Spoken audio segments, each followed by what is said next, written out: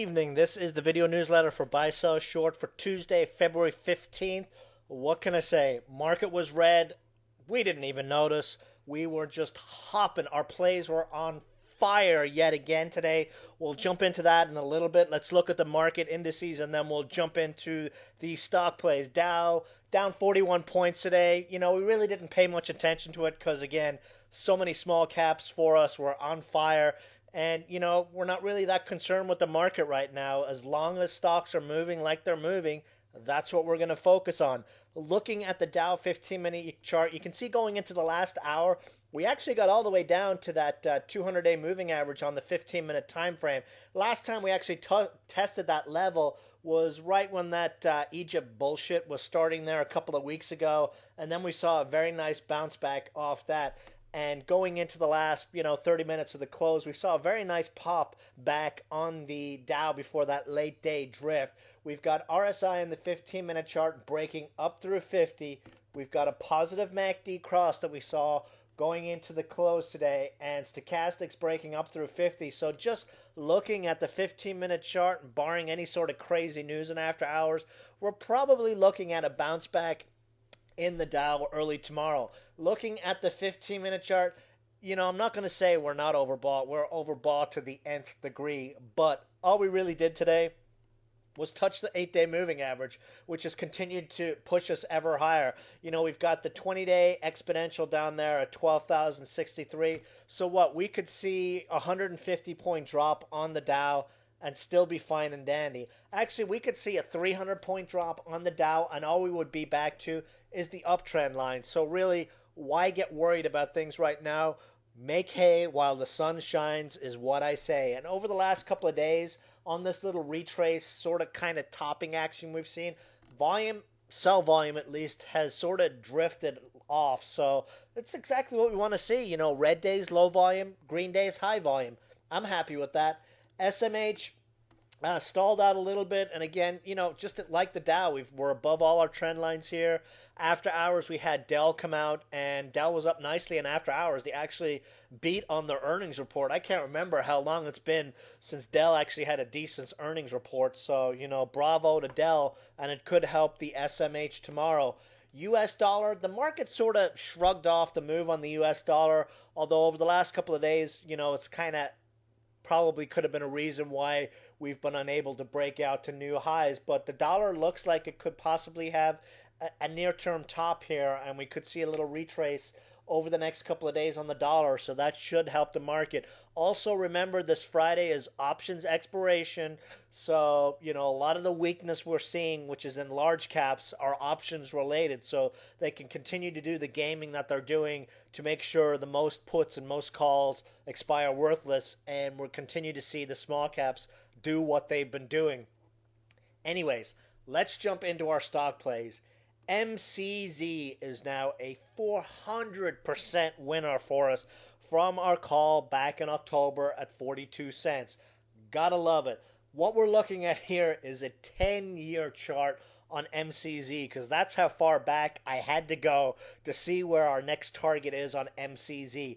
You'll see here we've broken all the resistance levels. We broke through the 2001 high at $1.98, and next target really is $2.50 to $3 on this one. Late in the day, we jumped into this one, MCZ. We added on the $2 break, the rule of two. As you know, we buy stocks that break through two, especially these fresh ones, and look for a 210 to 220 plus target. The fresh ones are the ones that give the nicest moves, so we should really see MCZ make a very nice push higher tomorrow.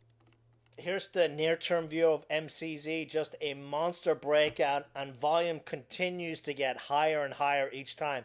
You recall, over the last couple of months I've been saying as GLUU has gone on that monster run, that just based on this run that Glue has done, Mad Cats is just woefully undervalued, and the market is finally starting to wake up to this. Probably when we see MCZ trading at 3+, we'll have an analyst come out and give us a price target on this one. That's usually how those guys roll.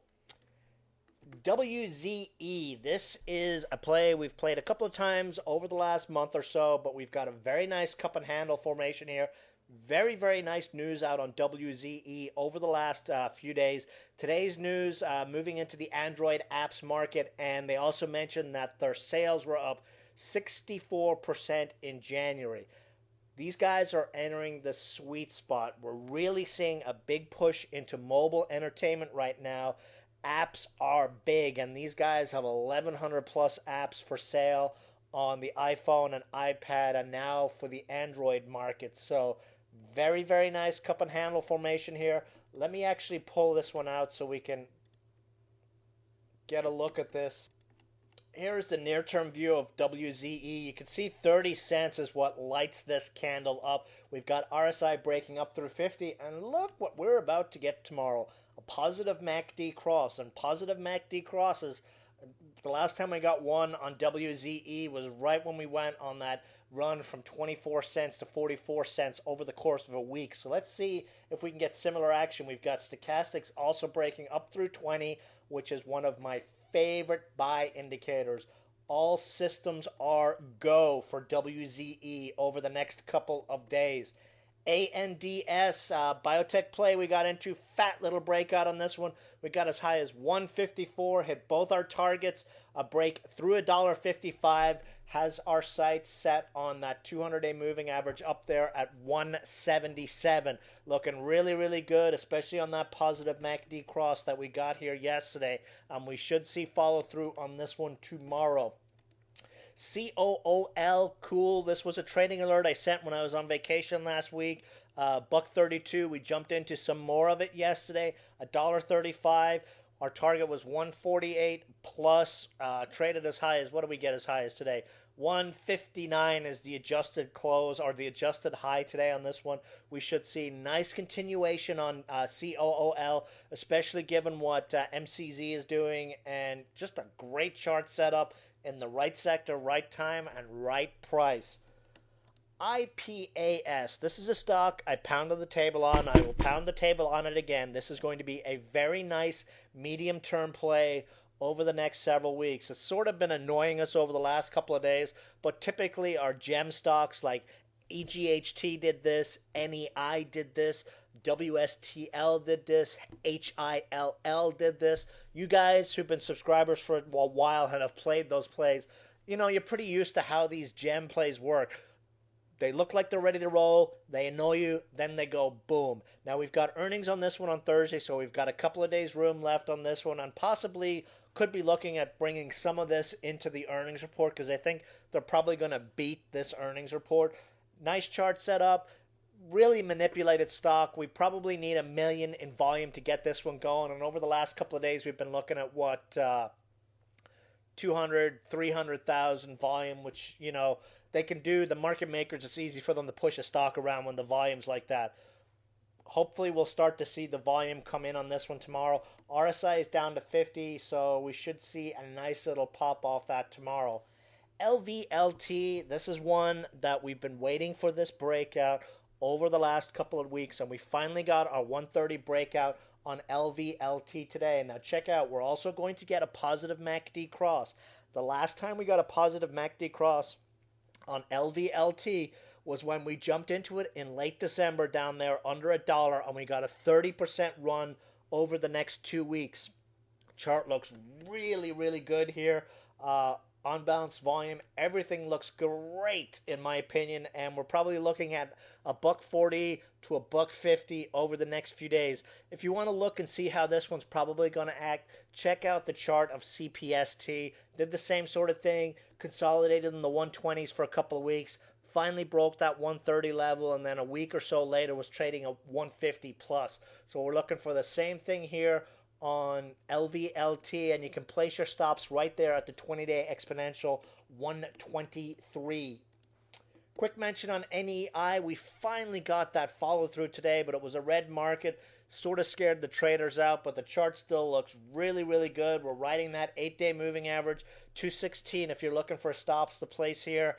And again, you know, let's pull out, check out the 1-year chart here on NEI. And you can see what we're looking at for our next target up there. 250 plus is what we're looking for as our next target on NEI. quick mention on TELK. We got a nice breakthrough yesterday, a breakout yesterday, and then, late into the close today, we got a little bit of a shakeout. Let's see how this one acts tomorrow. Stops 115 if you want, and really want to see this one pop tomorrow. If it doesn't get a pop tomorrow, we'll just move on and jump into a new play.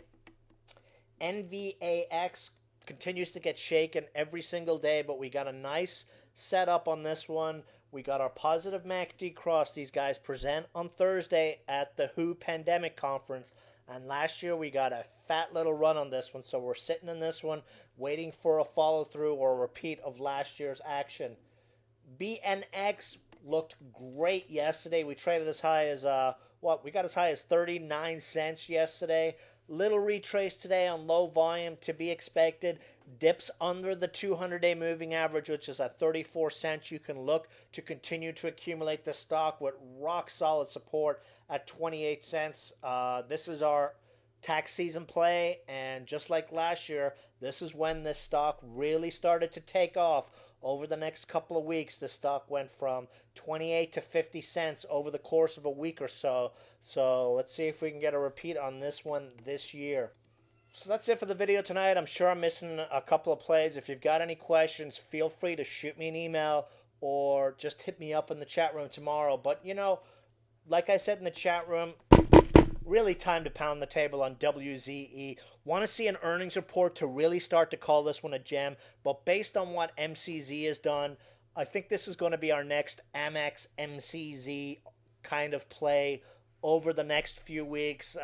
They're entering the right time for their market. Their app sales are starting to explode. It was a similar reason why we jumped into Mad Cats back there in October, seeing the same sort of thing here, and I'm thinking we're going to start to see the penny stocks wake up, and maybe we're going to see WZE help wake that sector up. Actually, I did forget of a play. KAD.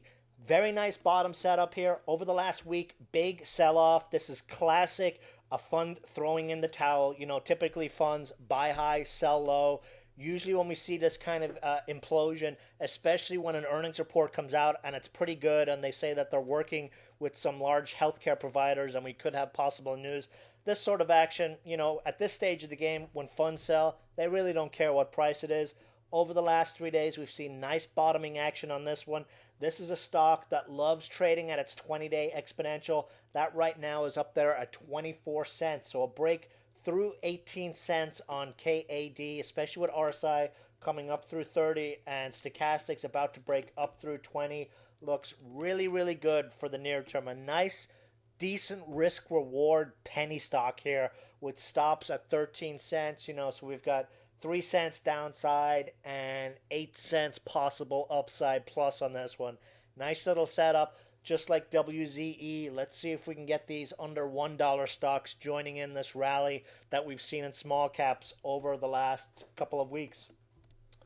So that's it for the video tonight. I will see you guys in the chat room tomorrow. And just because it's been, a great week, let's end with a little humor here. We've got the Geico pig, and this is pretty much what we've been singing in the Kaboom room all this week.